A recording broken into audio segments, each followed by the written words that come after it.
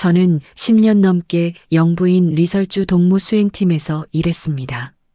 특별 배급을 받고 특권층만 다니는 상점을 이용했죠. 한 탈북민이 목숨을 걸고 남한에 와서 밝힌 북한 특권층의 실상. 하지만 제가 그 모든 특권을 버리고 두만강을 건넌 이유는 따로 있었습니다. 지금부터 그 이야기를 들려드리겠습니다. 구독과 좋아요로 응원해 주시면 감사하겠습니다. 그 모든 것은 이렇게 시작되었습니다. 제 이름은 최은희입니다. 1973년 평양에서 태어나 평생을 그곳에서 살았어요. 우리 집은 만수대구역 창정거리 근처였는데 그곳은 평양에서도 좋은 동네였습니다. 우리 아버지는 6.25 전쟁 때 목숨 걸고 싸우신 영웅이셨어요. 인민군 중대장으로 낙동강 전선에서 싸우셨다고 들었습니다. 그 덕분에 저희 집안은 핵심 계층이었고 저는 평양 한복판에서 부족함 없이 자랐습니다. 어린 시절 기억이 아직도 생생합니다. 우리 집에서 대동강까지는 걸어서 10분 거리였어요. 학교 가는 길에 매일 강변을 지나다녔죠. 봄이면 버드나무 가지가 바람에 흔들리고 여름이면 친구들과 강변에서 놀았습니다. 가을이면 단풍이 들고 겨울이면 강물이 얼어붙었죠. 사계절이 다 아름다웠어요. 우리 어머니는 평양 방직 공장에서 일하셨습니다. 아침 일찍 나가셔서 저녁 늦게 들어오셨죠. 그래도 명절만 되면 꼭 평양냉면을 만들어 주셨어요. 밀가루 반죽을 직접 눌러서 면을 볶고 육수를 하루 종일 끓이시던 모습이 기억납니다. 동치미 국물에 살얼음 동동 뜬 냉면 한 그릇. 그 시원한 맛이란 지금도 생각하면 입에 침이 고입니다. 어머니가 만든 음식 중에서 그게 제일 맛있었어요. 명절 때면 모란봉 근처에 사시는 고모네 집에 가곤 했습니다.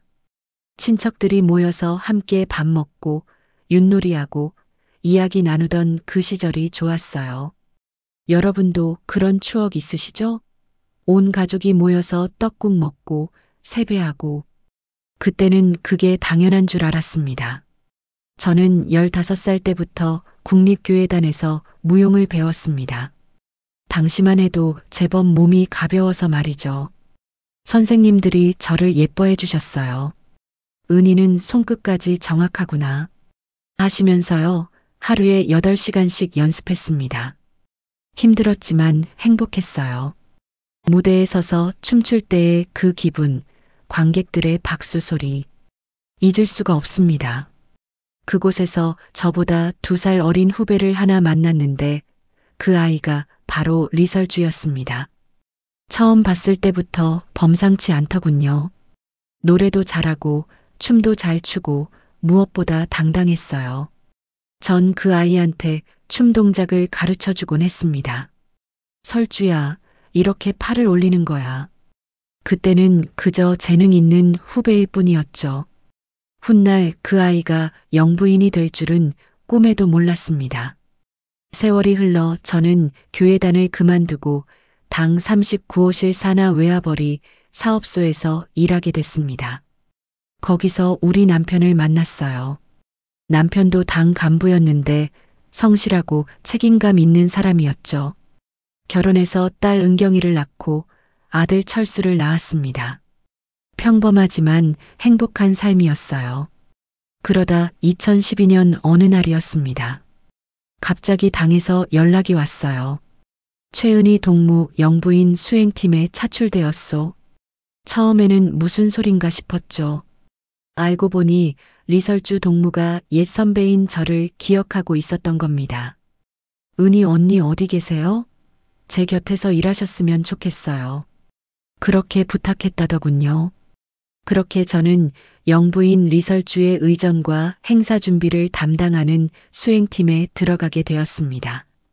그때부터 제 인생은 완전히 달라졌습니다. 특별 배급이 나왔어요.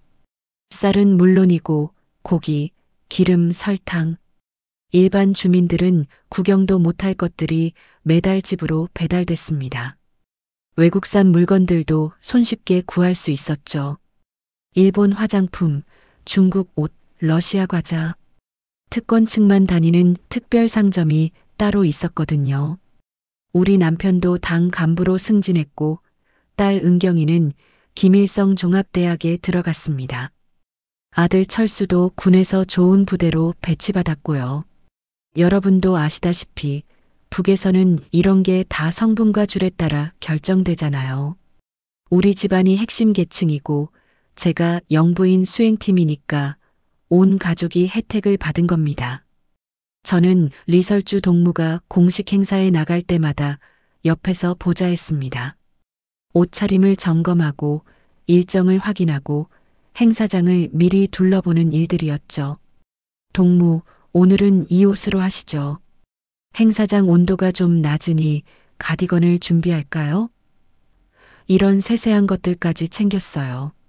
화려한 공연장, 새로 지은 건물들, 외국 손님들, 평양의 가장 빛나는 순간들을 지켜봤습니다. 하지만 이상하게도 그 화려함 속에서 가끔 묘한 느낌이 들 때가 있었어요. 공연장을 가기 위해 차를 타고 가다 보면 길가에 서 있는 사람들이 보였습니다. 수척한 얼굴들, 낡은 옷차림. 제가 타고 가는 검은 승용차를 물끄러미 바라보는 그 눈빛들이 신경 쓰였어요. 장마당에 가면 들려오는 불평 소리들도 있었죠. 쌀값이 또 올랐대. 배급이 3달째 안 나와. 제가 보는 평양과 다른 사람들이 사는 평양이 뭔가 다르다는 생각이 들었습니다. 그때만 해도 저는 내가 운이 좋은 거겠지 하고 대수롭지 않게 넘겼습니다. 우리 아버지가 나라를 위해 싸우셨으니까 이 정도 혜택은 당연한 거야.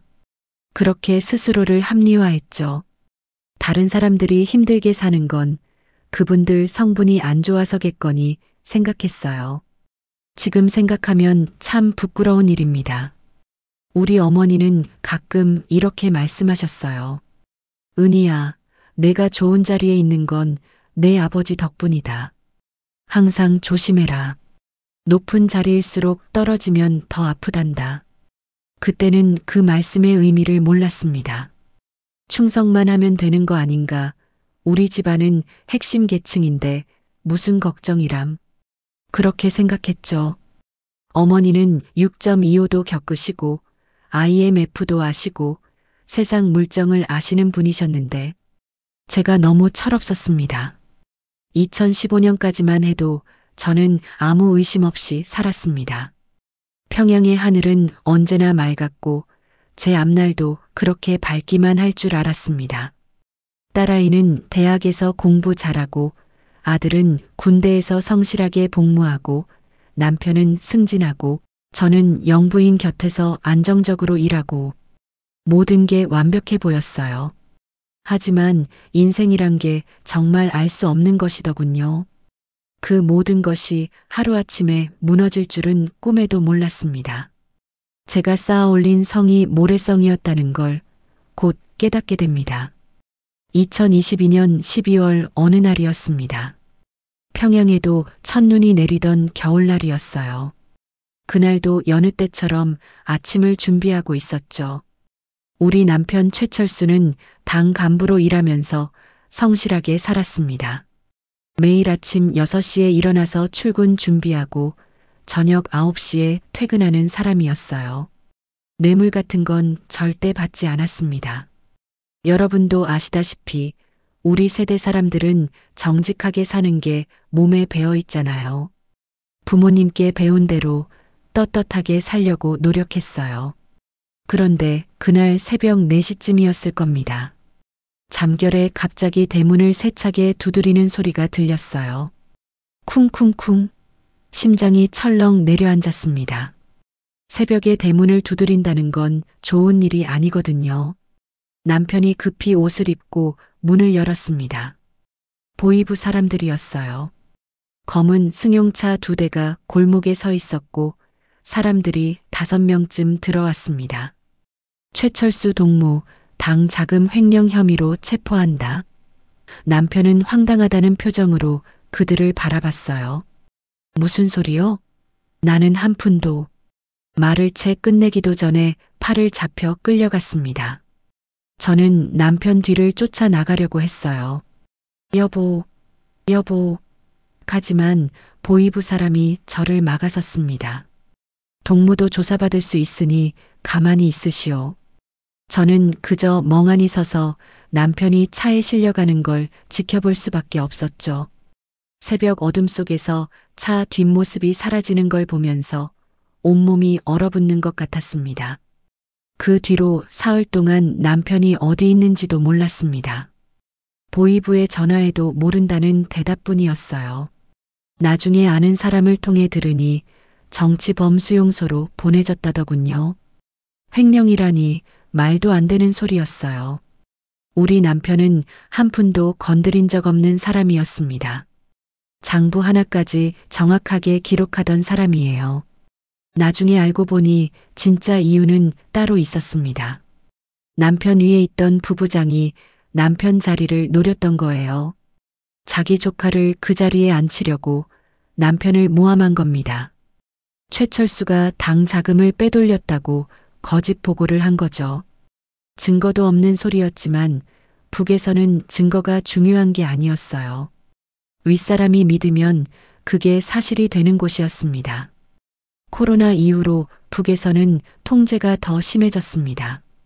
국경이 꽁꽁 닫히면서 외화벌이가 어려워졌고 그러다 보니 당 내부에서도 자리 싸움이 치열해졌어요. 서로 의심하고 고발하고 밟고 올라서려고 혈안이 된 거죠. 우리 남편이 바로 그런 권력 싸움에 희생양이 된 겁니다. 저는 처음에는 도저히 믿을 수가 없었어요. 우리 집안은 핵심 계층인데 아버지가 전쟁 영웅인데 내가 영부인 수행팀인데 이럴 리가 없다. 그렇게 생각했죠. 곧 오해가 풀리겠지. 남편은 결백하니까 곧 돌아올 거야. 그런 희망을 품었어요. 하지만 현실은 냉혹했습니다. 일주일 뒤 제게도 통보가 왔어요. 당 조직부에서 연락이 왔습니다. 최은희 동무 리설주 동무수행팀에서 해임한다. 즉시 복귀하지 말고 집에서 대기하시오. 전화를 끊는 순간 다리에 힘이 풀렸어요. 주저앉아서 한참을 울었습니다. 그날 집으로 돌아오는 길이 얼마나 길던지. 평소에는 10분이면 오는 길인데 그날은 1시간이 넘게 걸린 것 같았어요. 발걸음이 떨어지지 않았습니다. 평양 거리를 걸으면서 생각했어요. 아버지가 목숨 걸고 나라 위에 싸웠는데 나는 10년 넘게 충성스럽게 일했는데 이게 뭔가 배신감이 밀려왔습니다. 길거리 사람들이 저를 쳐다보는 것 같았어요. 다들 아는 거겠죠.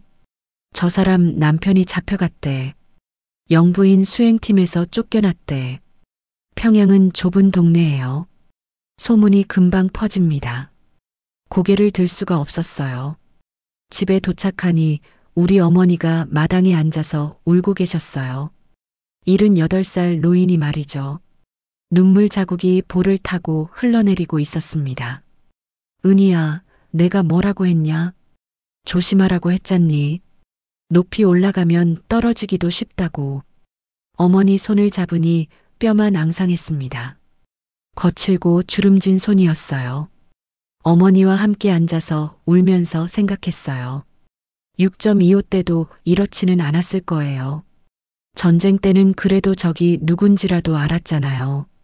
총알이 어디서 날아오는지 알았어요. 근데 지금은 언제 어디서 누가 나를 찍어내릴지 모르는 세상이더군요.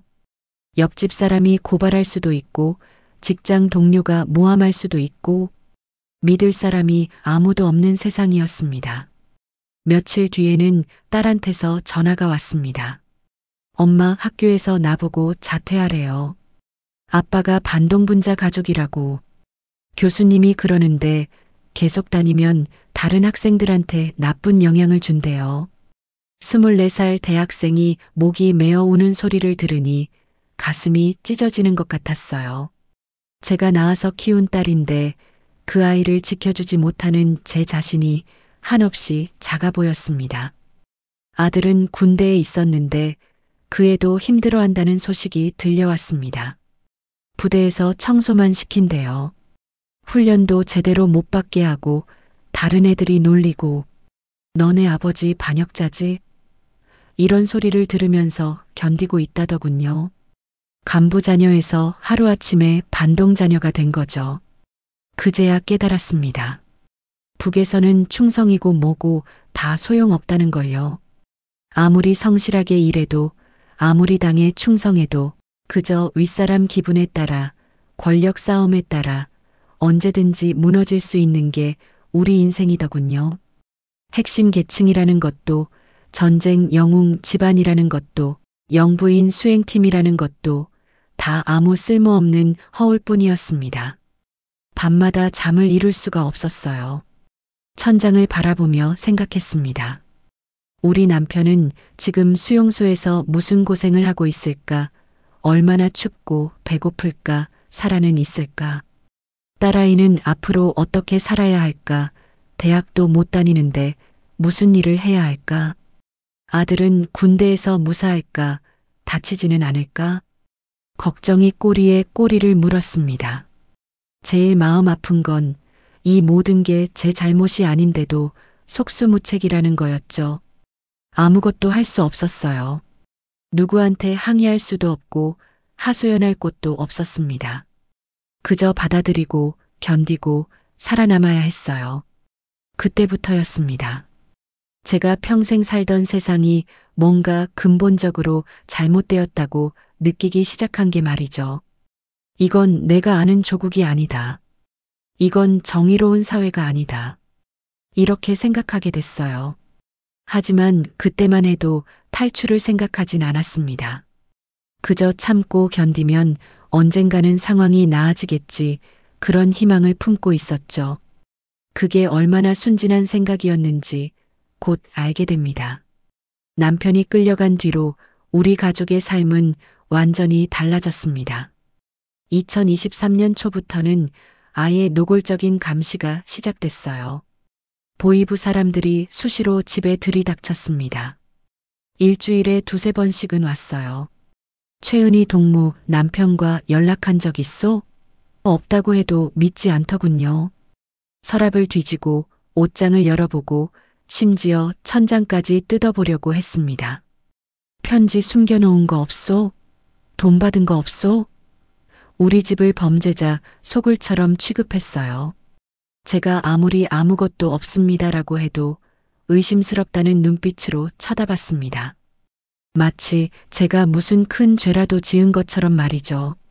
한 번은 보이부 사람이 우리 어머니 방까지 들어가려고 했어요. 78살 노인이 누워 계시는 방인데 말이죠. 제가 막아섰습니다. 우리 어머니는 아무것도 모르시는 분입니다. 제발 그냥 두세요. 그랬더니 그 사람이 비웃더군요. 반동분자 가족은 다 의심스럽소. 그 말을 듣는 순간 분노가 치밀어 올랐지만 참을 수밖에 없었어요. 이웃들도 완전히 달라졌어요. 전에는 반갑게 인사하던 사람들이 고개를 돌리더니 나중엔 아예 저를 피하기 시작했습니다. 골목에서 마주치면 길을 바꿔서 가요. 같은 우물을 쓰던 옆집 아줌마도 10년 넘게 알고 지내던 이웃도 다들 외면했습니다. 장마당에 가면 더 심했어요. 사람들이 수군거리는 게 들렸습니다. 저 사람 남편이 반동분자래. 영부인 수행팀에서 쫓겨났대. 조심해야 해. 저런 사람이랑 이야기하면 우리도 의심받아. 그 시선들이 얼마나 따갑던지 장을 보러 가는 것조차 두려워졌습니다. 물건을 사려고 해도 장사치들이 값을 더 받으려고 했어요. 당신네 같은 사람들은 깎아줄 수 없소. 제일 힘든 건 딸아이였어요. 김일성 종합대학에서 쫓겨난 뒤로 집에만 틀어박혀 있었습니다. 24살 꽃다운 나이에 말이죠. 친구들도 연락을 끊었어요. 같이 공부하던 친구들, 기숙사에서 함께 지내던 친구들, 다들 은경이를 모른 척 했습니다. 한 번은 딸이 예전 친구를 우연히 만났대요. 친구야, 나야. 은경이. 그랬더니 그 친구가 고개를 돌리고 가버렸대요. 집에 돌아와서 딸이 울었습니다. 어느 날 딸아이가 제 손을 꼭 잡으며 그러더군요. 엄마, 나는 뭐가 잘못된 거예요? 내가 무슨 죄를 지었어요? 아빠가 나쁜 일을 했다면 아빠가 벌을 받아야지, 왜 나까지? 대답을 할 수가 없었습니다. 죄가 없으니까요. 그저 아버지가 반동분자로 찍혔다는 게 죄였죠. 북에서는 그게 죄예요. 연좌제, 참 잔인한 제도입니다. 2024년 초 상황은 더 나빠졌습니다. 딸에게 평양구역에 있는 어느 식당에서 일하라는 통보가 왔어요. 당에서 직접 내린 명령이었습니다. 최은경 동무 당이 배려해서 일자리를 마련했소. 내일부터 출근하시오. 알고 보니 그냥 식당이 아니었어요. 당 고위 간부들이 드나드는 곳이었죠. 거기서 일한다는 건 여러분도 짐작하시겠지만 단순히 음식 나르는 일만 하는 게 아닙니다. 간부들 술시중 들고 노래 불러주고 같이 춤추고 심하면 그 이상의 일도 해야 했어요. 사실상 기생집이나 다름없는 곳이었습니다. 딸아이가 울면서 매달렸습니다. 엄마, 나 그런데 못 가요. 차라리 죽을래요. 제발. 딸을 안고 함께 울었어요. 가슴이 무너져 내렸습니다. 제 딸을, 제가 10달 뱃속에 품고 낳은 아이를 그런 곳에 보내야 한다니. 이게 사람 사는 세상인가 싶었어요. 아무리 북한이지만, 아무리 연좌제지만 이건 너무하지 않습니까? 군대에 있는 아들 소식도 들려왔습니다. 부대 동료가 몰래 편지를 보내왔어요. 철수가 부대에서 차별받고 있다고 했습니다. 다른 애들은 승진하는데 우리 아들만 계속 말단이래요. 훈련도 제대로 못 시키고 청소나 허드렛일만 시킨대요. 심지어 폭행까지 당한다는 얘기를 전해 들었습니다. 내 아버지가 반동이니까 너도 반동이다 이런 소리를 들으면서 구타를 당한대요. 밤에는 다른 병사들이 철수를 괴롭힌대요. 이불을 덮어 씌우고 때리고 아들이 얼마나 힘들까 생각하니 밤잠을 잘 수가 없었습니다. 밤마다 잠을 이룰 수가 없었습니다. 천장을 바라보며 눈물만 흘렸어요. 하루 한 끼 먹기도 힘들어졌습니다. 특별 배급은 끊긴 지 오래고 장마당에서 쌀을 사려고 해도 돈이 없었죠. 쌀 1kg에 5,000원이었는데 우리 형편에는 너무 비쌌어요. 예전에 모아둔 것들을 하나씩 팔기 시작했습니다. TV도 팔고 냉장고도 팔고 겨울 이불도 팔았어요. 어머니께서 결혼할 때 해주신 옷가지들도 다 내다 팔았습니다. 그렇게 하루하루를 연명했어요. 우리 어머니는 78이신데도 남의 집 일을 도와주러 다니셨어요. 빨래도 해드리고 청소도 해드리고 그 나이에 손발이 얼어 터지면서도 일하시는 모습을 보면 눈물이 났습니다. 어머니, 그만하세요. 제가 뭐라도 할게요. 그러면 어머니가 말씀하셨어요. 괜찮다. 늙은이가 이것도 못하면 쓸모없지 않겠니? 겨울이 되니 더 힘들었어요. 난방용 석탄을 살 돈이 없었습니다. 밤에는 이불을 3겹으로 덮고 잤어요. 그래도 추워서 잠을 잘 수가 없었죠. 딸아이가 떨고 있는 걸 보면서 제 품에 안고 체온을 나눴습니다. 엄마, 언제까지 이렇게 살아야 해요? 딸의 떨리는 목소리를 들으면서 저도 모르겠다고 대답할 수밖에 없었어요. 2024년 가을, 정말 견딜 수 없는 일이 벌어졌습니다. 어느 날 보위부 사람이 와서 그러더군요. 최은희 동무 딸을 당부장 동무댁에 보내시오. 그러면 동문의 가족이 좀 편해질 거요. 배급도 다시 나올 거고 동무도 일자리를 얻을 수 있을 거요. 무슨 뜻인지 알겠더군요. 딸을 첩으로 바치라는 소리였어요. 24살 처녀를 60살 넘은 늙은이한테 보내라는 거였습니다. 그것도 공식 부인이 아니라 첩으로요. 그 순간 온몸에 소름이 돋았어요. 안 됩니다. 제 딸은 못 보냅니다. 제가 단호하게 거절했어요. 그랬더니 보이부 사람이 협박했습니다. 그럼 동문의 가족은 계속 고생할 거요. 아들도 군대에서 무사하지 못할 거고. 뒤돌아서 나가면서 한마디 더 했어요. 일주일 안에 답을 주시오. 그날 밤 딸을 꼭 안고 한참을 울었습니다. 엄마가 미안하다. 엄마가 너를 지켜주지 못해서. 딸아이도 울면서 말했어요. 엄마, 우리 여기서 나갈 수 없어요? 이렇게 살 바에야 차라리. 그 순간 깨달았습니다. 이대로는 안 되겠구나. 이대로 있다가는 우리 딸을 잃겠구나. 아니, 이미 다 잃은 거나 마찬가지구나. 우리 아버지가 목숨 걸고 지킨 나라가 이런 곳이었나요? 충성스럽게 일한 제가 받을 대가가 딸을 팔아야 하는 거였나요? 분노가 치밀어 올랐습니다. 동시에 무력감도 밀려왔어요. 여기서 뭘 어떻게 할 수 있겠어요? 우리는 그저 권력자들의 장난감일 뿐이었습니다. 그때 머릿속에 한 가지 생각이 스쳤습니다. 여기를 떠나야 한다. 죽을 각오를 해야 한다. 무서웠지만 딸을 그런 식으로 잃는 것보다는 나았어요. 적어도 탈출을 시도해서 죽는다면 그건 자유를 향한 죽음이니까요. 노예처럼 사는 것보다는 자유인으로 죽는 게 낫다고 생각했습니다. 그날부터 저는 마음속으로 결심했습니다. 어떻게든 여기서 벗어나겠다고 말이죠. 딸만이라도, 제 딸만이라도 사람답게 살 수 있는 곳으로 데려가겠다고요. 2025년 초였습니다. 설날이 지나고 얼마 안 됐을 때였죠. 평양에도 한방눈이 내렸던 날이었어요. 보이부에서 또 연락이 왔습니다. 이번 주 안으로 딸을 보내시오. 더 이상 미룰 수 없소. 부장 동무가 기다리고 계시오. 시간이 없었습니다. 이제 정말 결정을 내려야 할 때가 온 거죠. 그날 밤 딸과 단둘이 작은 방에 앉아서 이야기했습니다.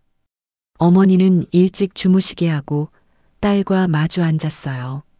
은경아, 엄마가 미친 소리 하나 할게. 우리 여기서 나가자. 딸아이가 눈을 동그랗게 뜨더니 물었어요. 엄마, 탈북 말씀이세요? 저는 천천히 고개를 끄덕였습니다. 그래, 여기 있으면 너는 죽는 거나 마찬가지야. 차라리 탈출하다 죽는 게 낫지 않겠니? 적어도 자유를 향해 가다 죽는 거잖아. 여기서 노예처럼 사는 것보다는. 딸아이가 한참을 생각하더니 조용히 물었습니다. 엄마, 할머니는요? 오빠는요? 가슴이 찢어졌어요. 그게 제일 고민되는 부분이었거든요.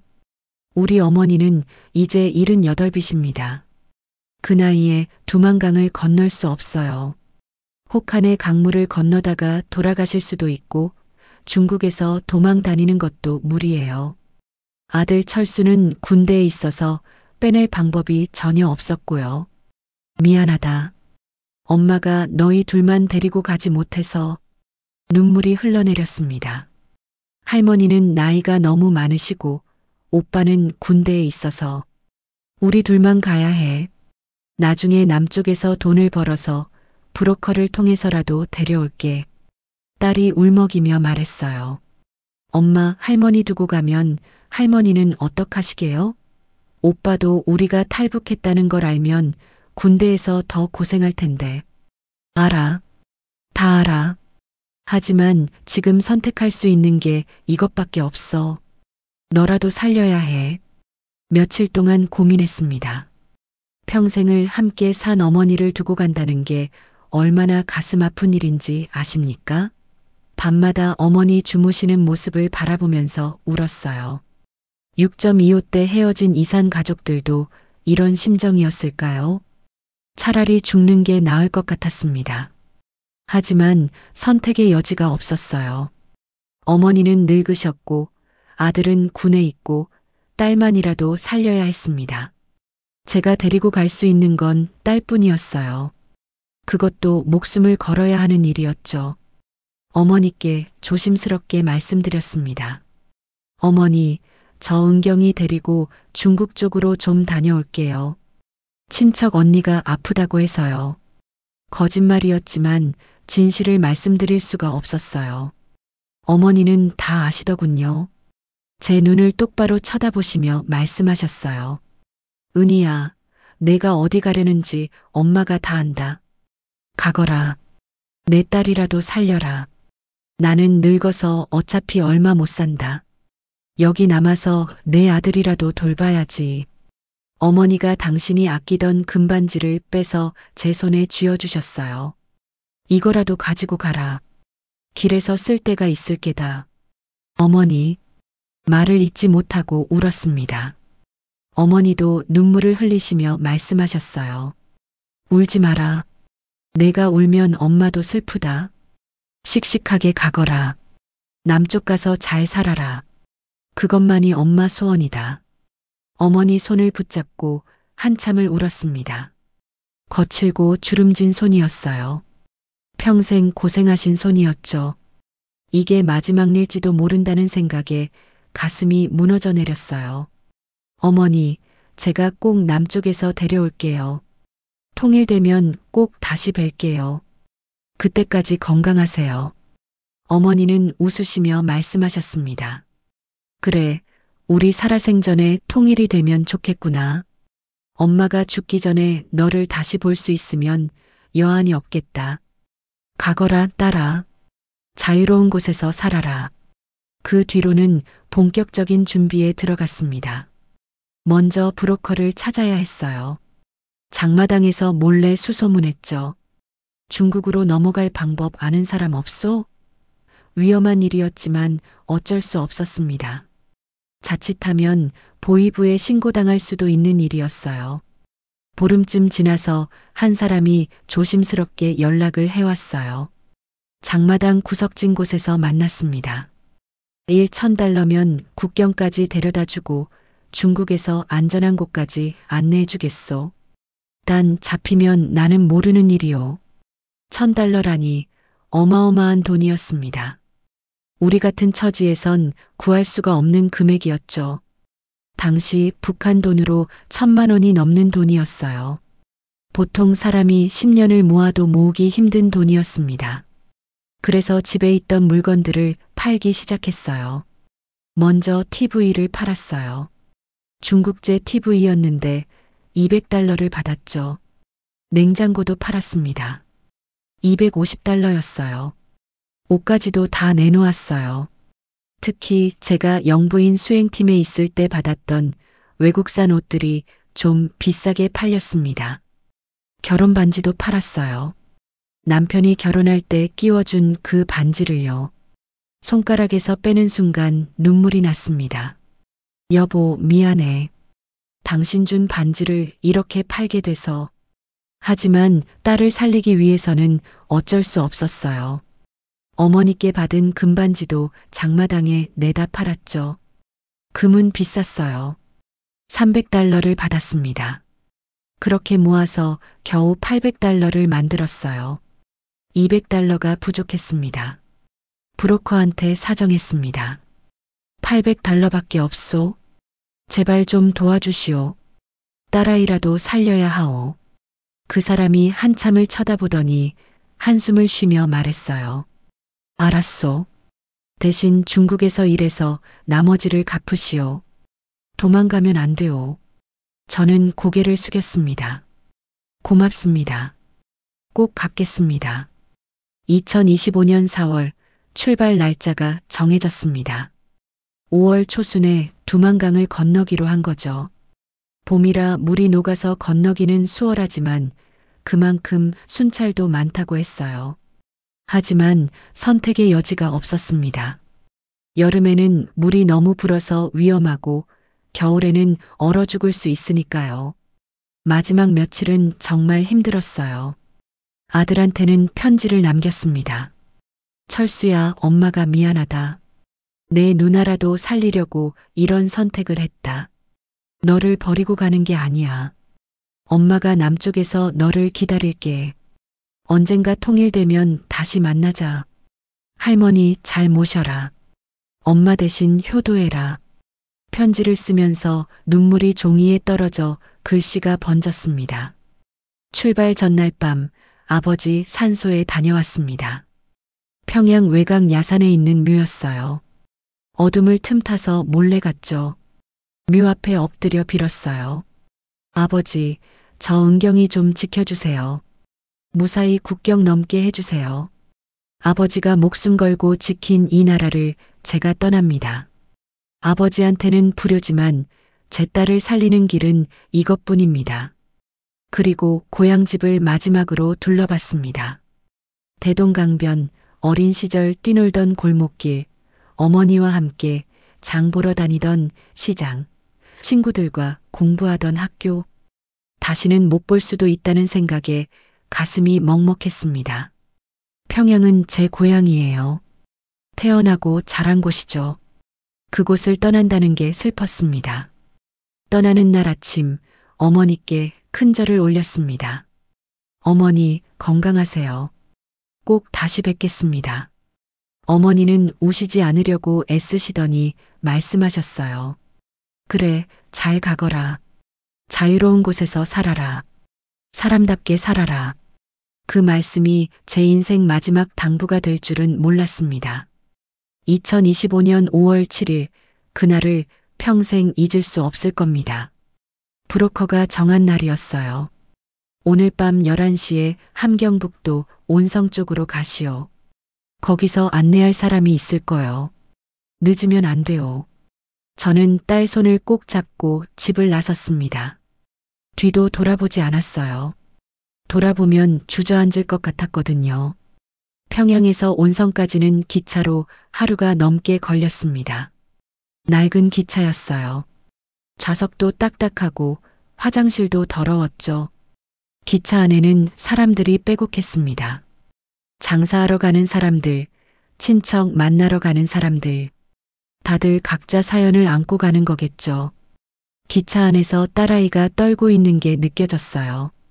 손이 차갑고 축축했습니다. 엄마, 무서워요. 우리 정말 할 수 있을까요? 저도 무서웠지만 딸 앞에서는 강한 척 했습니다. 괜찮다.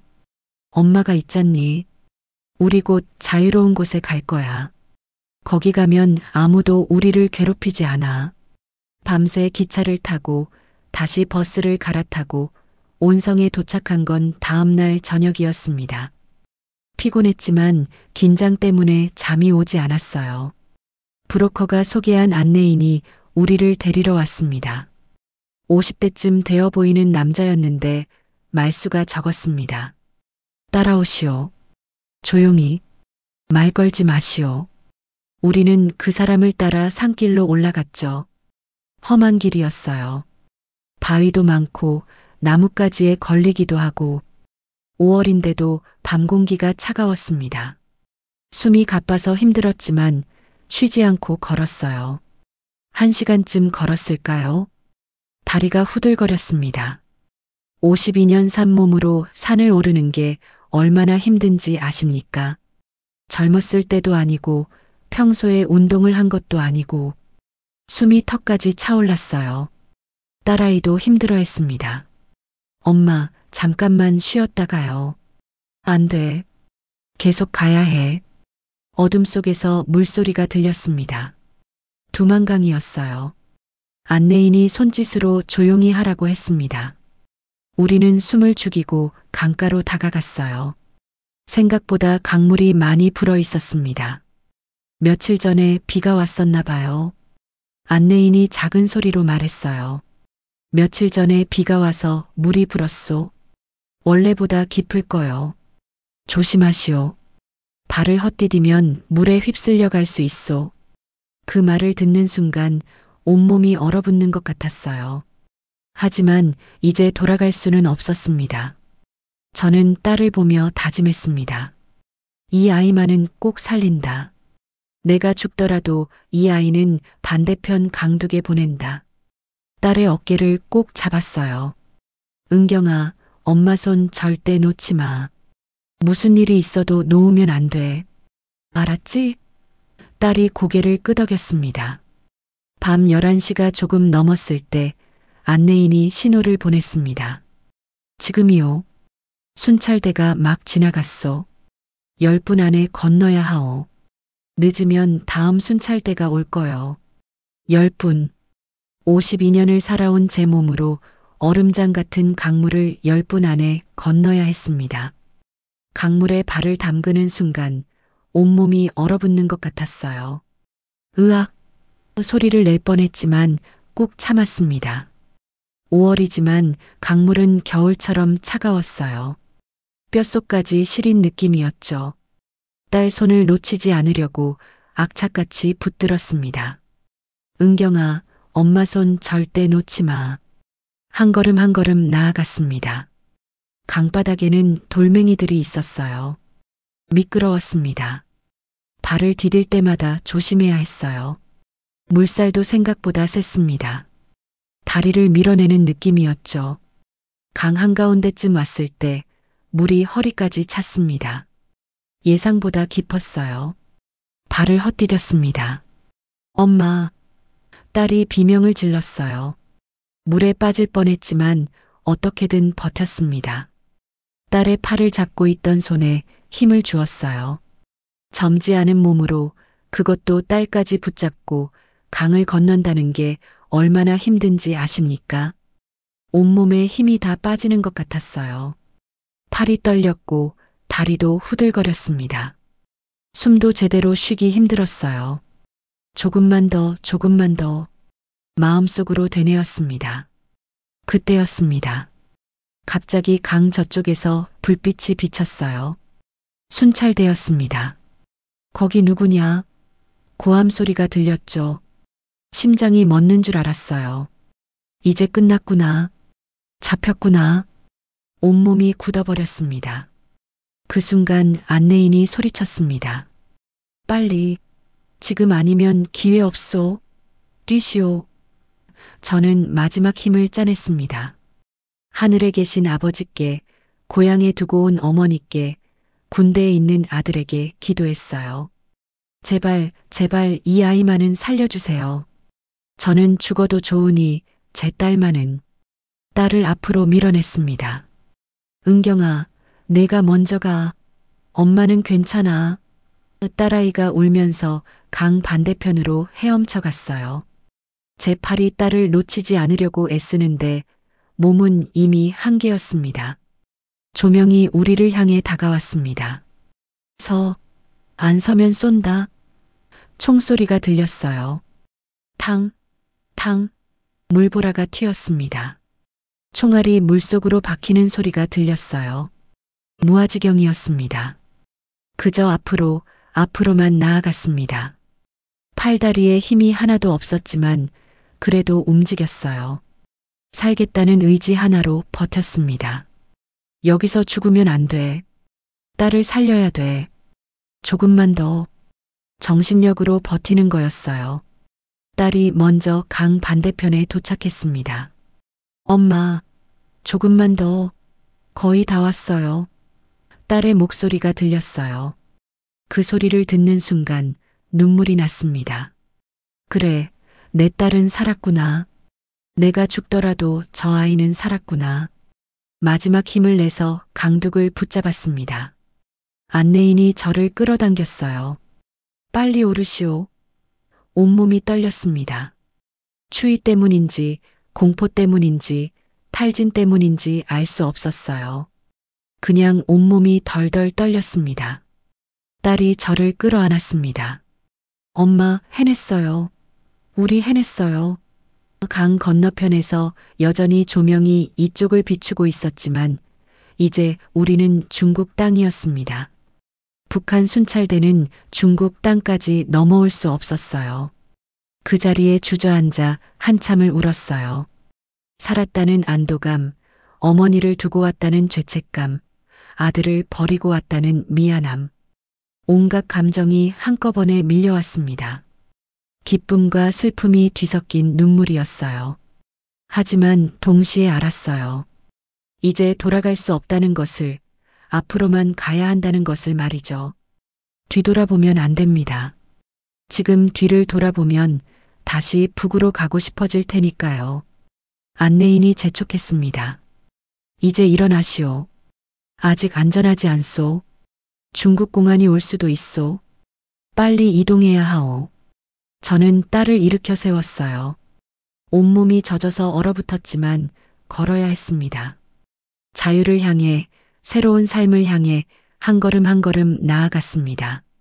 두만강을 건너자마자 자유를 얻었다고 생각했습니다. 이제 됐다. 북을 벗어났다. 살았다.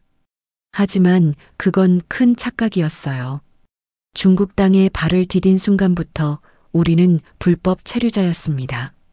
신분증도 없고 갈 곳도 없는 그저 숨어 지내야 하는 신세였죠. 어쩌면 북보다 더 불안한 처지였습니다. 안내인이 우리를 어느 조선족 마을로 데려갔습니다. 새벽 4시쯤이었어요. 마을은 조용했고 개 짖는 소리만 들렸습니다. 여기서 며칠 쉬시오. 그리고 일자리를 찾으시오.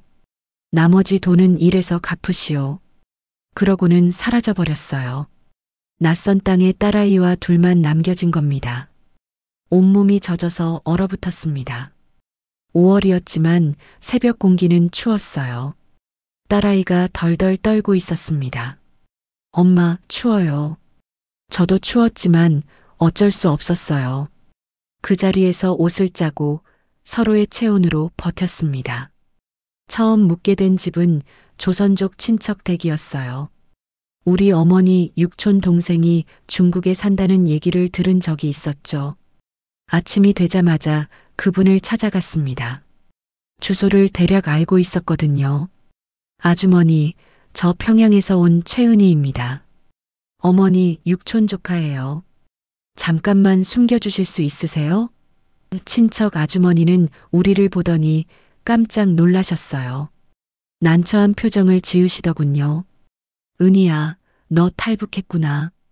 들어와. 일단 집 안으로 들여주셨어요. 따뜻한 물과 마른 옷을 주셨죠. 며칠 만에 먹는 제대로 된 밥이었습니다. 눈물이 났어요. 그렇게 고마울 수가 없었습니다. 하지만 사흘 뒤 아주머니가 조심스럽게 말씀하셨어요. 은희야, 미안한데 너희 이제 나가야 할 것 같아. 요즘 중국 공안 단속이 심해. 탈북자 숨겨주다 걸리면 우리도 큰일 나. 우리도 살아야 하지 않겠니? 당연한 말씀이었어요. 그분들도 살아야 하니까요. 여기는 북한이 아니었지만 그렇다고 자유로운 곳도 아니었습니다. 중국 정부는 탈북자를 범죄자 취급했어요. 발각되면 북으로 강제 송환됩니다. 그럼 정치 범수용 소행이죠. 목숨을 걸고 여기까지 왔는데 다시 북으로 돌려보내진다니. 생각만 해도 끔찍했습니다. 사흘 뒤 우리는 그 집을 나와야 했어요. 친척 아주머니가 미안해하시며 중국 돈 500위안을 쥐어주셨습니다. 미안하다. 이거라도 받아라. 조심해서 살아라. 탈북자들 돕는 한인 교회가 있다던데 찾아가 봐. 고마웠습니다. 그 돈으로 우리는 조선족 식당을 찾아갔습니다. 여기저기 물어물어 한 식당을 찾았어요. 주인 아주머니께 사정했습니다. 일 좀 시켜주세요. 설거지라도 하겠습니다. 밥만 먹여주시면 됩니다. 월급은 안 받아도 돼요. 아주머니가 우리를 위아래로 훑어보시더니 한숨을 쉬셨어요. 탈북자지? 신분증 없지? 저는 고개를 끄덕였습니다. 그럼 월급은 못 줘. 대신 먹고 자는 건 해결해 줄게. 단 공안 오면 니네가 알아서 숨어. 나는 모르는 일이야. 알았지? 네, 감사합니다. 정말 감사합니다. 그렇게 우리는 식당 뒤편 작은 창고 같은 방에서 살기 시작했습니다. 방이라고 하기도 민망했어요. 3평도 안 되는 공간에 이불 2장만 깔 수 있었죠. 창문도 없고 환기도 안 됐습니다. 여름에는 더워 죽을 것 같았고 겨울에는 추워서 떨었어요. 딸아이와 저는 아침부터 밤까지 일했어요. 새벽 5시에 일어나서 밤 11시까지 일했습니다. 설거지하고 바닥 닦고 채소 다듬고 고기 손질하고 쉬는 시간도 없었어요. 손이 트고 허리가 아팠지만 참았습니다. 그래도 북에서 당할 뻔한 일보다는 나았으니까요. 제일 무서운 건 공안 단속이었습니다. 한 달에 2~3번씩 공안들이 식당에 들이닥쳤어요. 신분증 검사한다. 그 소리만 들리면 우리는 황급히 창고로 달려가 숨었습니다. 쌀가마니 뒤에, 채소 상자 밑에, 냉장고 뒤편에. 심장이 터질 듯이 뛰었죠. 숨어 있을 때는 숨도 제대로 쉬지 못했어요. 공안이 우리를 찾으면 그 순간 끝이니까요. 딸과 눈빛을 마주치면 딸아이 눈에 공포가 가득했습니다. 저도 무서웠지만 딸 앞에서는 침착한 척했어요. 딸의 손을 꼭 잡고 괜찮아. 곧 지나갈 거야 하고 속삭였죠. 어느 날은 정말 위험한 순간도 있었어요. 공안이 창고까지 들어온 겁니다. 우리는 쌀가마니 뒤에 숨어 숨도 제대로 못 쉬었어요. 딸아이 손을 꼭 잡고 기도했습니다. 제발, 제발 지나가 주세요. 하나님, 저희를 살려주세요. 공안이 창고를 둘러보며 짐들을 움직였어요. 가마니를 하나씩 들춰보고 상자를 열어보고 우리가 숨은 곳에서 불과 1m 떨어진 곳까지 왔습니다. 제 심장 소리가 들릴 정도였어요. 그런데 다행히 식당 주인 아주머니가 공안을 불러냈습니다. 여기는 식재료밖에 없어요. 다른 데 가봐요. 공안이 그냥 나갔습니다. 나중에 식당 주인 아주머니가 그러시더군요. 니네 오늘 정말 운 좋았다. 걸렸으면 북으로 바로 송환이야. 조심해라. 다음엔 내가 막을 수 없을지도 몰라. 중국말을 못해서 더 힘들었어요. 손님들이 뭐라고 하면 알아듣지 못해 멍하니 서 있곤 했죠. 그러면 욕을 먹었습니다. 야, 이 조선족도 아닌 게 중국말도 못해? 귀머거리야? 손가락질하고 비웃고 사람 취급을 못 받았어요. 그럴 때마다 딸아이가 대신 사과했어요. 죄송합니다. 저희 엄마가 귀가 좀 어두우셔서요. 제가 대신 들을게요. 24살짜리 딸이 엄마를 할머니라고 속이면서까지 살아야 하는 현실이 참담했습니다. 딸한테 미안했어요. 미안하다. 내가 이런 고생을 하다니. 밤에는 딸과 함께 작은 방에 누워 이야기했어요. 엄마, 우리 언제까지 이렇게 살아야 해요? 저도 답을 몰랐습니다. 모르겠다. 하지만 포기하면 안 돼. 우리 꼭 남쪽으로 가야 해.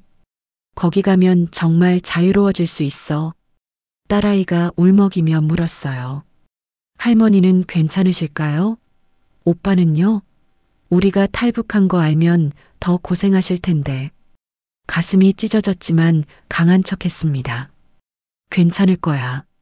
할머니는 강한 분이셔. 오빠도 잘 견딜 거야.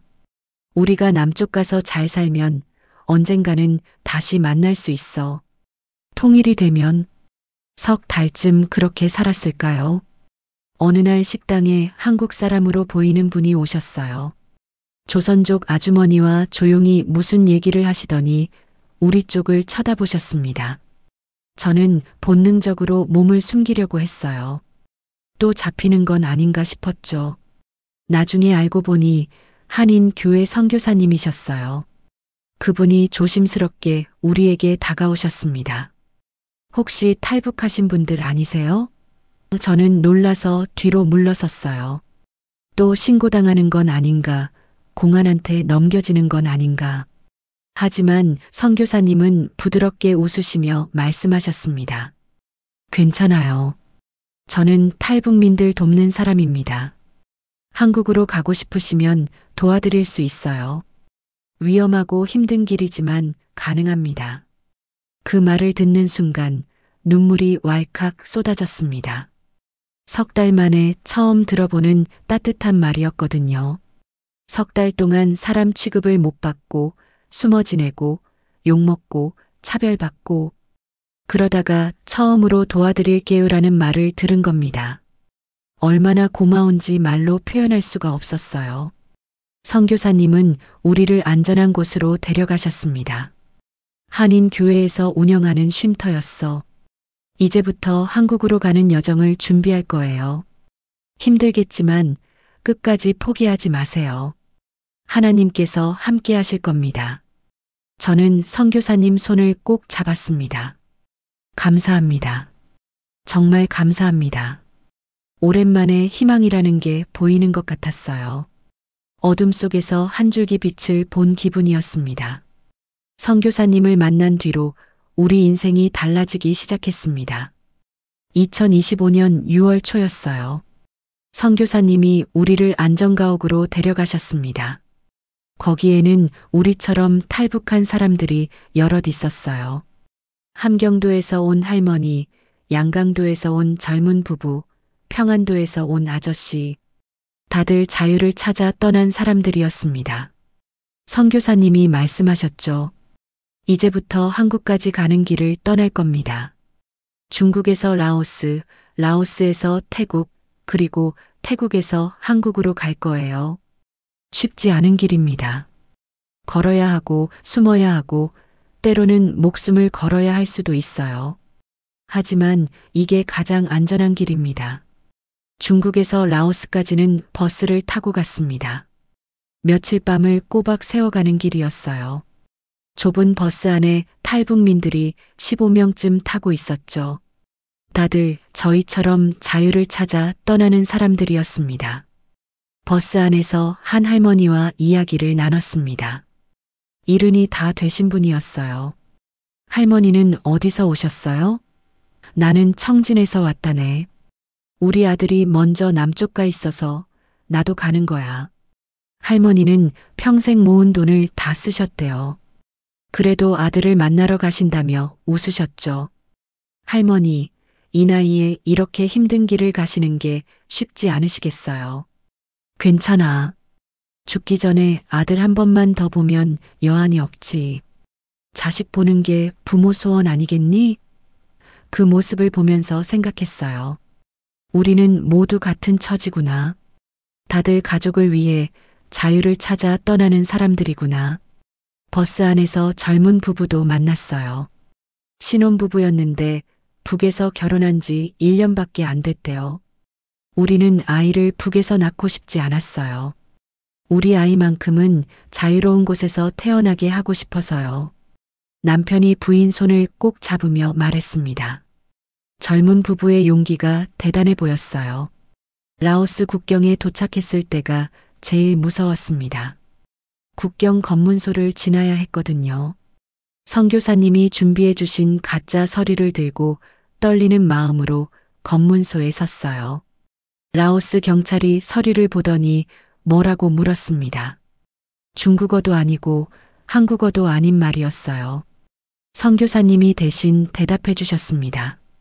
한참을 실랑이 하더니 경찰이 우리를 옆으로 데려갔어요. 이제 끝났구나. 잡혔구나. 딸아이가 제 손을 꼭 잡았습니다. 엄마, 저도 딸 손을 꼭 잡았죠. 그때 선교사님이 무언가를 경찰에게 건네는 게 보였어요. 돈봉투였습니다. 나중에 알고 보니 뇌물이었어요. 경찰이 돈을 받더니 손짓으로 가라고 했습니다. 믿을 수가 없었어요.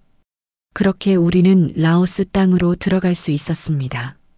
선교사님께 여쭤봤어요. 목사님, 뇌물을 쓰시는 게 괜찮으세요? 목사님이신데. 선교사님이 쓴웃음을 지으시며 말씀하셨습니다. 하나님께서 이해해 주실 겁니다. 사람 목숨이 더 중요하니까요. 이게 사람을 살리는 길이라면 기꺼이 죄를 짓겠습니다. 라오스에서 태국까지는 또 며칠을 걸어야 했습니다. 산길을 넘고 강을 건너고 정글을 지나고 52년 산 몸으로 그런 길을 간다는 게 얼마나 힘든지 모르실 겁니다. 발에 물집이 잡히고 다리가 후들거렸어요. 신발이 다 닳아서 발가락이 보일 정도였죠. 하지만 멈출 수 없었습니다. 여기서 포기하면 지금까지 온 게 다 물거품이니까요. 할머니도 지팡이를 짚으며 걸으셨어요. 젊은 부부는 서로 부축하며 걸었고요. 우리는 서로를 격려하며 한 걸음 한 걸음 나아갔습니다. 딸아이도 많이 힘들어했어요. 엄마 못 가겠어요. 너무 힘들어요. 다리가 아파요. 그럴 때마다 저는 딸을 다독였습니다. 조금만 더 가자. 우리 거의 다 왔어. 태국만 가면 한국 영사관이 있어. 거기 가면 우리 한국으로 갈 수 있어. 조금만 더 힘내자. 밤에는 정글에서 잤어요. 땅바닥에 비닐 깔고 모기에 물리면서 잤습니다. 무서웠어요. 뱀이 나올까봐, 야생동물이 나올까봐. 하지만 어쩔 수 없었죠. 선교사님과 안내인들이 교대로 보초를 섰습니다. 태국 국경 근처에서 또 위기가 왔습니다. 태국 경찰이 우리를 발견한 겁니다. 멈춰. 손들어. 총을 들고 있었어요. 이번에는 선교사님도 어쩔 수 없었습니다. 우리는 모두 경찰서로 끌려갔습니다. 경찰서 작은 방에 15명이 다 갇혔어요. 화장실도 제대로 없고 물도 별로 없었습니다. 하루 종일 기다렸죠. 이제 중국으로 송환되는 건가, 북한으로 보내지는 건가. 온갖 생각이 다 들었습니다. 할머니가 우셨어요. 이제 아들을 못 보는 건가. 젊은 부부도 서로 껴안고 울었습니다. 그런데 다음 날 아침 기적 같은 일이 벌어졌어요. 한국 영사관 직원분이 오신 겁니다. 선교사님이 연락을 해주셨더군요. 영사관 직원분이 태국 경찰과 이야기를 나누시더니 우리를 데리고 나왔습니다. 이제 괜찮습니다. 한국 정부가 보호할 겁니다. 여러분은 이제 안전합니다. 그 말을 듣는 순간 눈물이 왈칵 쏟아졌어요. 딸아이와 얼싸안고 울었습니다. 할머니도 우셨고 젊은 부부도 울었습니다. 평양을 떠난 지 석 달, 두만강을 건넌 지 2달 만이었어요. 그 긴 여정이 끝나가고 있었습니다. 영사관으로 가는 차 안에서 창밖을 바라봤습니다. 태국 거리는 북한과는 완전히 달랐어요. 자동차가 많고 건물이 높고 사람들이 자유롭게 웃고 떠들고 형형색색의 간판들, 밝은 조명들. 아, 자유로운 나라는 이런 거구나. 실감이 났습니다. 영사관에 도착해서 직원분께 여쭤봤어요. 언제쯤 한국에 갈 수 있을까요? 일주일 정도 절차를 밟으면 비행기 타고 가실 수 있습니다. 신원 확인하고 서류 정리하고 조금만 기다리세요. 일주일. 이제 일주일만 더 기다리면 진짜 자유로운 땅, 한국에 갈 수 있다는 거였어요. 영사관 숙소에서 처음으로 따뜻한 물로 샤워를 했습니다. 석 달 만에 처음이었어요. 거울을 보니 제가 아닌 것 같았습니다. 얼굴은 까맣게 탔고 머리는 헝클어져 있고 몸무게도 많이 빠졌더군요. 하지만 눈빛만은 살아있었어요. 우리 해냈다. 살아남았다. 그날 밤 영사관 숙소에서 딸과 함께 기도했습니다. 하나님 감사합니다. 선교사님 감사합니다. 여기까지 무사히 오게 해주셔서 감사합니다. 북에 계신 어머니와 아들도 부디 지켜주세요. 언젠가 통일되어 다시 만나게 해주세요. 딸아이도 따라 기도했어요. 할머니, 오빠 보고 싶어요. 우리 꼭 다시 만나요. 하나님, 할머니 건강하게 해주세요. 오빠도 군대에서 무사하게 해주세요. 통일이 빨리 되게 해주세요. 일주일 뒤 우리는 인천행 비행기에 올랐습니다. 생전 처음 타보는 비행기였어요. 창밖으로 구름이 보였습니다. 하늘을 날면서 생각했습니다. 이제 정말 새로운 인생이 시작되는구나. 기대와 두려움이 동시에 밀려왔지만 그래도 희망이 더 컸습니다. 자유를 향해 날아가고 있었으니까요. 2025년 8월 3일 인천공항에 발을 디뎠습니다. 대한민국 땅을 처음 밟는 순간이었어요. 비행기에서 내려 공항 바닥을 밟았을 때 저는 그 자리에서 무릎을 꿇었습니다. 공항 바닥에 손을 대고 느꼈어요. 이 땅이 자유의 땅이구나. 여기는 내가 원하는 걸 말할 수 있는 곳이구나. 드디어 왔구나. 우리 드디어 자유로운 곳에 왔구나. 딸아이와 껴안고 한참을 울었습니다. 지나가는 사람들이 쳐다봤지만 신경 쓰지 않았어요. 주저앉아서 울어도 누가 잡아가지 않는 곳, 그게 얼마나 고마운지 모르실 겁니다. 공항 밖으로 나오니 눈이 휘둥그레졌어요. 자동차가 얼마나 많은지, 사람들이 얼마나 자유롭게 다니는지, 북에서는 상상도 못할 광경이었습니다. 사람들이 휴대전화로 통화하고 웃으며 걷고 아무 걱정 없이 사는 모습이 신기했어요. 제일 놀란 건 밤에도 환하다는 거였어요. 평양에서는 밤이면 칠흑같이 어두웠거든요. 전기가 귀에서 가로등도 별로 없었죠. 근데 여기는 한밤중에도 대낮처럼 밝더군요. 편의점 간판, 건물 조명, 가로등. 밤하늘보다 땅이 더 밝았습니다. 아, 이게 자유로운 나라구나. 통일부 직원분들이 우리를 하나원으로 데려갔습니다.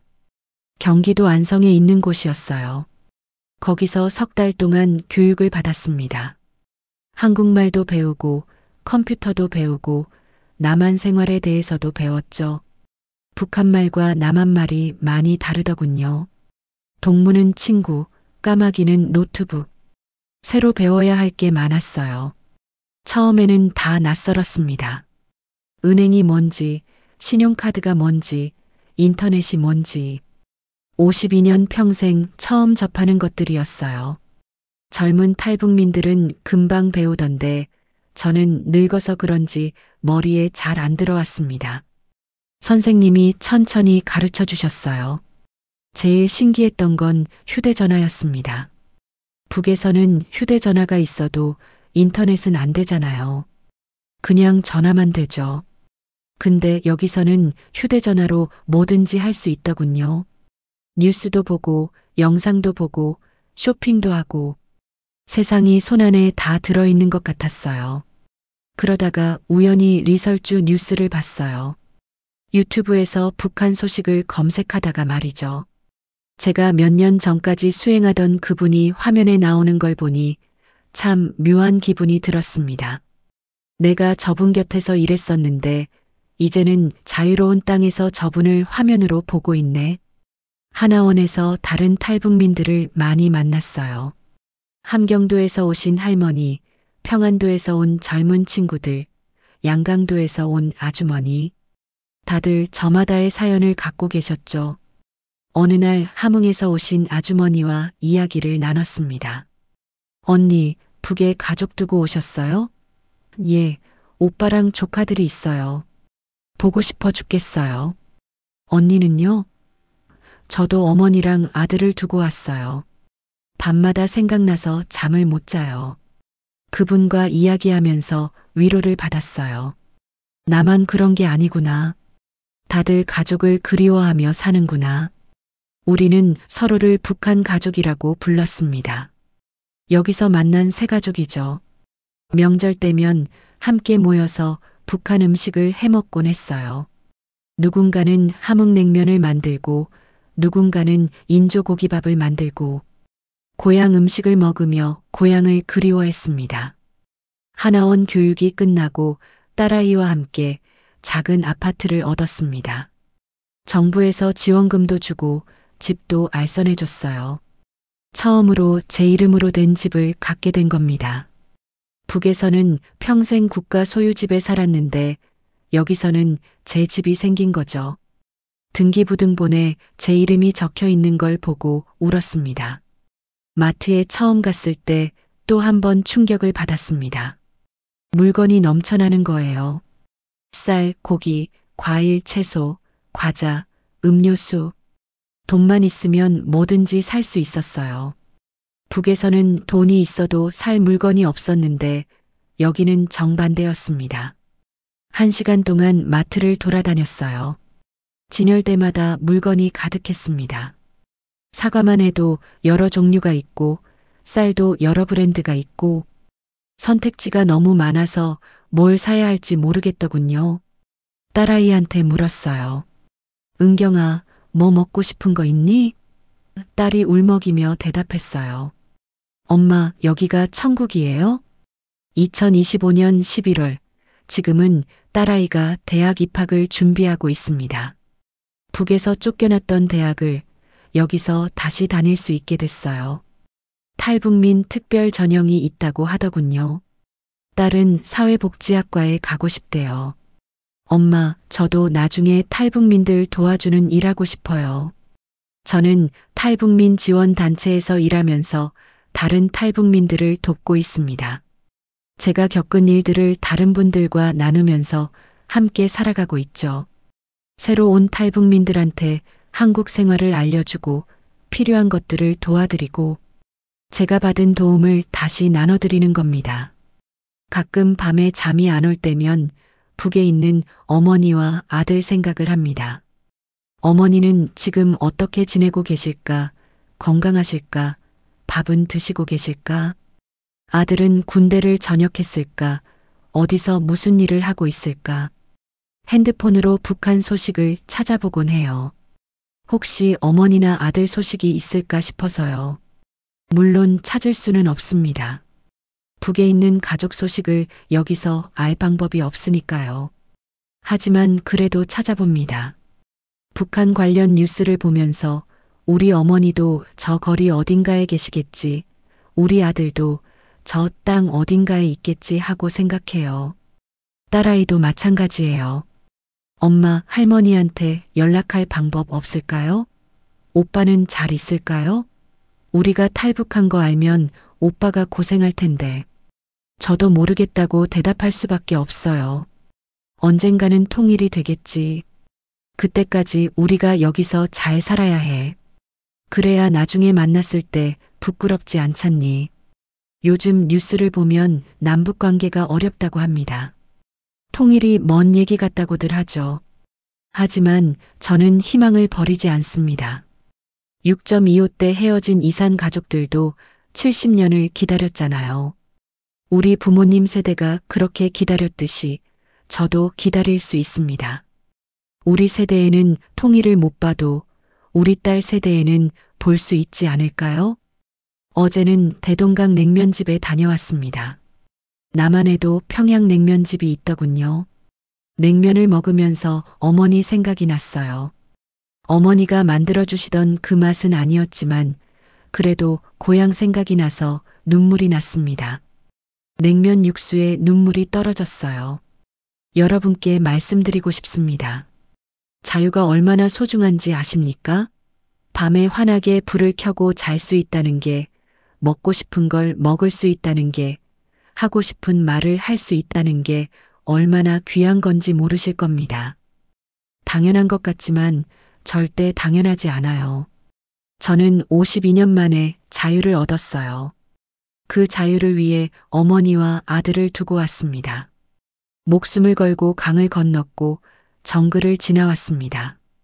이 자유가 얼마나 귀한 건지 저는 너무나 잘 압니다. 북에는 아직도 수많은 사람들이 자유를 꿈꾸며 살고 있습니다. 제 어머니처럼, 제 아들처럼, 제가 두고 온 이웃들처럼요. 언젠가 그분들도 이 자유를 누릴 수 있기를 바랍니다.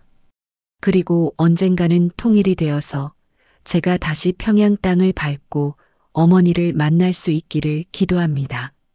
자유는 공짜가 아닙니다.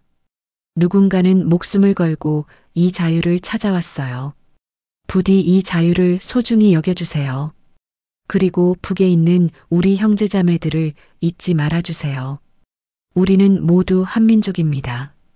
같은 말을 쓰고 같은 피가 흐르는 한 가족이에요. 언젠가는 다시 만날 날이 올 겁니다. 제가 어머니를 다시 만나고 아들을 다시 안는 날이 올 거예요. 그날을 꿈꾸며 저는 오늘도 살아갑니다. 자유로운 이 땅에서 감사하며 희망을 품고 살아갑니다. 감사합니다.